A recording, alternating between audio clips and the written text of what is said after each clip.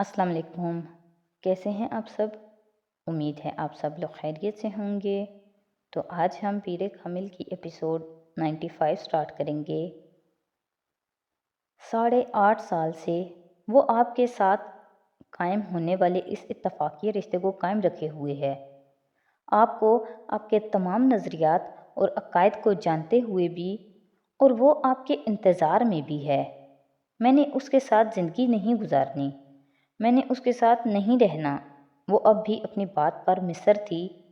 مجھے حق ہے کہ میں اس شخص کے ساتھ نہ رہوں، لیکن اللہ یہ کیوں کر رہا ہے کہ اس شخص کو بار بار آپ کے سامنے لا رہا ہے؟ 2 دفعہ آپ کا نکاح ہوا اور دونوں دفعہ اسی آدمی سے۔ وہ ان کا چہرہ دیکھنے لگی۔ میں نے زندگی میں ضرور کوئی گناہ کیا ہوگا، اس لیے میرے ساتھ ایسا ہو رہا ہے۔ اس نے بھرائی ہوئی آواز میں کہا، آمنہ، آپ کبھی ضد نہیں کرتی تھیں، پھر اب کیا ہو گیا ہے آپ کو؟ ڈاکٹر سبت علی حیران تھے۔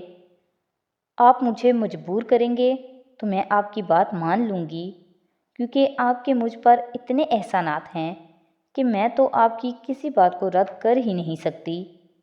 لیکن اگر آپ یہ کہیں گے کہ میں اپنی مرضی اور خوشی کے ساتھ کے ساتھ زندگی گزاروں تو وہ میں کبھی نہیں کر سکوں گی۔ مجھے کوئی دلچسپی نہیں ہے کہ وہ کتنا تعلیم یافتہ ہے، کتنے اچھے عہدے پر کام کر رہا ہے، یا مجھے کیا دے سکتا ہے۔ آپ ایک ان پڑھ آدمی سے شادی کر دیتے میری، لیکن وہ اچھا انسان ہوتا تو میں کبھی آپ سے شکوہ نہیں کرتی۔ لیکن سالار، وہ آنکھوں دیکھی مکھی ہے جس کو میں اپنی خوشی سے نگل نہیں سکتی۔ آپ سالار کے بارے میں وہ جانتے ہیں جو آپ نے سنا ہے، میں اس کے بارے میں وہ جانتی ہوں جو میں نے دیکھا ہے۔ ہم 15 سال ایک دوسرے کے ہمسائے رہے ہیں، آپ تو اس کو چند سالوں سے جانتے ہیں۔ آمنہ، میں آپ کو مجبور کبھی نہیں کروں گا۔ یہ رشتہ آپ اپنی مرضی اور خوشی سے قائم رکھنا چاہیں گی تو ٹھیک، لیکن صرف میرے کہنے پر اسے قائم رکھنا چاہو تو ایسا کرنے کی ضرورت نہیں۔ آپ ایک بار سالار سے مل لیں، پھر بھی اگر آپ کا یہی مطالبہ ہوا تو میں آپ کی بات مان لوں گا۔ ڈاکٹر سبت علی بے حد سنجیدہ تھے۔ اسی وقت ملازم نے آ کر سالار کے آنے کی اطلاع دی۔ ڈاکٹر سبت علی نے اپنی گھڑی پر ایک نظر دوڑائی اور ملازم سے کہا، انہیں اندر لے آؤ۔ یہاں؟ ملازم حیران ہوا۔ ہاں، یہیں پر، ڈاکٹر سبت علی نے کہا۔ امامہ اٹھ کھڑی ہوئی۔ میں ابھی اس طرح اس سے بات نہیں کرنا چاہتی۔ اس کا اشارہ اپنی متورم آنکھوں اور سرخ چہرے کی طرف تھا۔ آپ نے ابھی تک اسے دیکھا نہیں ہے، آپ اسے دیکھ لیں، انہوں نے دھیمے لہجے میں اس سے کہا۔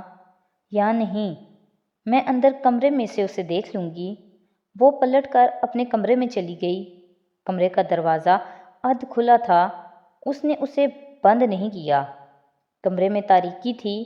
ادھ کھلے دروازے سے لاؤنج سے آنے والی روشنی اتنی کافی نہیں تھی کہ کمرے کے اندر اچھی طرح سے دیکھا جا سکتا۔ وہ اپنے بیڈ پر آ کر بیٹھ گئی۔ اپنے بیڈ پر بیٹھ کر اس نے اپنی انگلیوں سے اپنی آنکھوں کو مسلا۔ وہ جہاں بیٹھی تھی وہاں سے وہ لاؤنج کو بخوبی دیکھ سکتی تھی۔ 9 سال کے بعد اس نے ادھ کھلے دروازے سے لاؤنج میں نمودار ہوتے ہوئے اس شخص کو دیکھا جسے وہ ایک طویل عرصہ پہلے مردہ سمجھ چکی تھی، جس سے زیادہ نفرت اور گھن اسے کبھی کسی سے محسوس نہیں ہوئی تھی، جسے وہ بدترین لوگوں میں سے ایک سمجھتی تھی،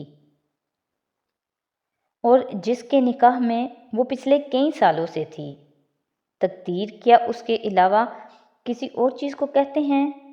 اپنی آنکھوں پر اترتی دھند کو انگلیوں کی پوروں سے صاف کیا۔ ڈاکٹر سبت علی اس کے گلے مل رہے تھے۔ اس کی پشت امامہ کی طرف تھی۔ اس نے معانقہ کرنے سے پہلے ہاتھ میں پکڑے ہوئے پھول اور ایک پیکٹ سینٹر ٹیبل پر رکھا تھا۔ معانقے کے بعد وہ صوفے پر بیٹھ گیا، اور تب پہلی بار امامہ نے اس کا چہرہ دیکھا۔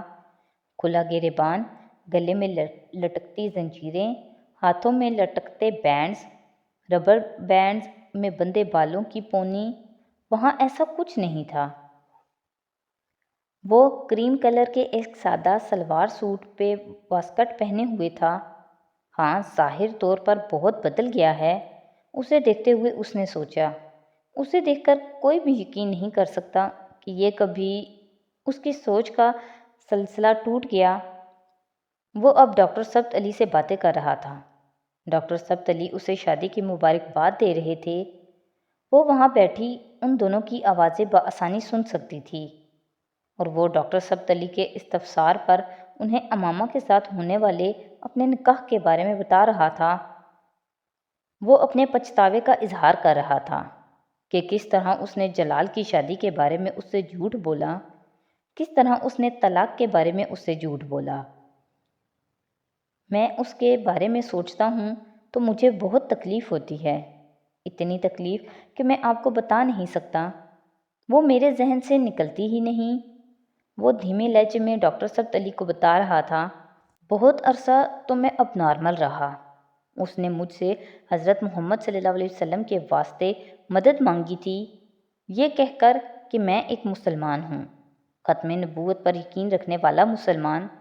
میں دھوکہ نہیں دوں گا اسے، اور میری پستی کی انتہا دیکھیں کہ میں نے اسے دھوکہ دیا، یہ جاننے کے باوجود کہ وہ میرے نبی صلی اللہ علیہ وسلم سے اس قدر محبت کرتی ہے کہ سب کچھ چھوڑ کر گھر سے نکل آئی، اور میں اس کا مذاق اڑاتا رہا، اسے پاگل سمجھتا اور کہتا رہا۔ جس رات میں اسے لاہور چھوڑنے آیا تھا، اس نے مجھے راستے میں کہا تھا کہ ایک دن ہر چیز مجھے سمجھ آ جائے گی، تب مجھے اپنی اوقات کا پتہ چل جائے گا۔ وہ عجیب سے انداز میں ہنسا تھا۔ اس نے بالکل ٹھیک کہا تھا، مجھے واقعی ہر چیز کی سمجھ آ گئی۔ اتنے سالوں میں نے اللہ سے اتنی دعا اور توبہ کی ہے کہ… وہ بات کرتے کرتے رک گیا۔ امامہ نے اسے سینٹر ٹیبل کے شیشے کے کنارے پر اپنی انگلی پھیرتے دیکھا۔ وہ جانتی تھی کہ وہ آنسو ضبط کرنے کی کوشش کر رہا تھا۔ بعض دفعہ مجھے لگتا ہے کہ شاید میری دعا اور توبہ قبول ہو گئی۔ وہ رکا۔ مگر اس دن میں آمنہ کے ساتھ نکاح کے کاغذات پر دستخط کر رہا تھا تو مجھے اپنی اوقات کا پتہ چل گیا۔ میری دعا اور توبہ کچھ بھی قبول نہیں ہوئی۔ ایسا ہوتا تو مجھے امامہ ملتی، آمنہ نہیں۔ خواہش تو اللہ انسان کو وہ دے دیتا ہے کہ معجزوں کے علاوہ کوئی چیز جسے پورا کر ہی نہیں سکتی۔ میری خواہش دیکھیں، میں نے اللہ سے کیا مانگا؟ ایک ایسی لڑکی جسے کسی اور سے محبت ہے، جو مجھے اسفل السافلین سمجھتی ہے، جسے میں 9 سال سے ڈھونڈ رہا ہوں، مگر اس کا کچھ پتہ نہیں ہے، اور میں خواہش لیے پھر رہا ہوں اس کے ساتھ اپنی زندگی گزارنے کی، یوں جیسے وہ مل ہی جائے گی، یوں جیسے وہ مل گئی تو میرے ساتھ رہنے کو تیار ہو جائے گی، یوں جیسے وہ جلال عنصر کو بھلا چکی ہوگی۔ ولیوں جتنی اور ولیوں جیسی عبادت کرتا تو شاید اللہ میرے لیے یہ معجزے کر دیتا، پر میرے جیسے آدمی کے لیے میری اوقات تو یہ ہے کہ لوگ خانہ کعبہ کے دروازے پر کھڑے ہو کر بخشش مانگتے ہیں، میں وہاں کھڑا ہو کر بھی اسے ہی مانگتا رہا۔ شاید اللہ کو یہی برا لگا۔ امامہ کے جسم سے ایک کرنٹ گزرا تھا، ایک جھماکے کی طرح وہ خواب اسے یاد آ گیا تھا۔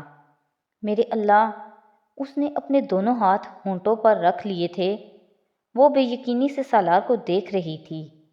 وہ خواب میں اس شخص کا چہرہ نہیں دیکھ سکی تھی۔ کیا وہ یہ شخص تھا؟ یہ جو میرے سامنے بیٹھا ہے، یہ آدمی؟ اس نے خواب میں اس آدمی کو جلال سمجھا تھا، مگر اسے یاد آیا جلال دراز قد نہیں تھا، وہ آدمی دراز قد تھا۔ سالار سکندر دراز قد تھا، اس کے ہاتھ کانپنے لگے تھے۔ جلال کی رنگت گندمی تھی، اس آدمی کی رنگت صاف تھی، سالار کی رنگت صاف تھی۔ اس نے خواب میں اس آدمی کے کندھے پر ایک تیسری چیز بھی دیکھی تھی۔ وہ تیسری چیز… اس نے کانپتے ہاتھوں سے اپنے چہرے کو مکمل طور پر ڈھانپ لیا۔ وہ معجزوں کے نہ ہونے کی باتیں کر رہا تھا، اور اندر ڈاکٹر ثبت علی خاموش تھے۔ وہ کیوں خاموش تھے، یہ صرف وہ اور امامہ جانتے تھے، سالار سکندر نہیں۔ امامہ نے اپنی آنکھیں رگڑیں اور چہرے سے ہاتھ ہٹا دیے۔ اس نے ایک بار پھر بہتے ہوئے آنسوؤں کے ساتھ اس شخص کو دیکھا۔ نہ وہ ولی تھا، نہ درویش، صرف سچے دل سے توبہ کرنے والا شخص تھا۔ اسے دیکھتے ہوئے اسے پہلی بار احساس ہوا کہ جلال اور اس کے درمیان کیا چیز آ کر کھڑی ہو گئی تھی، جس نے اتنے سالوں میں جلال کے لیے اس کی ایک دعا قبول نہیں ہونے دی۔ کون سی چیز آخری وقت میں فہد کی جگہ اس کو لے آئی تھی؟ اس شخص میں کوئی نہ کوئی بات تو ایسی ہوگی کہ اس کی دعائیں قبول ہوئیں۔ میری نہیں، ہر بار مجھے پلٹا کر اسی کی طرف بھیجا گیا۔ اس نے نم آنکھوں کے ساتھ اسے دیکھتے ہوئے سوچا۔ تو آج کی ایپیسوڈ یہیں پہ ختم کرتے ہیں۔ نیکسٹ ایپیسوڈ کے ساتھ کل پھر حاضر ہوں گے۔ تو اگر آپ کو میری ویڈیوز اچھی لگ رہی ہیں تو پلیز میری ویڈیوز کو لائک کریں، میرے چینل کو سبسکرائب کریں اور اپنے فیملی اور فرینڈ کے ساتھ شیئر کریں۔ بہت شکریہ۔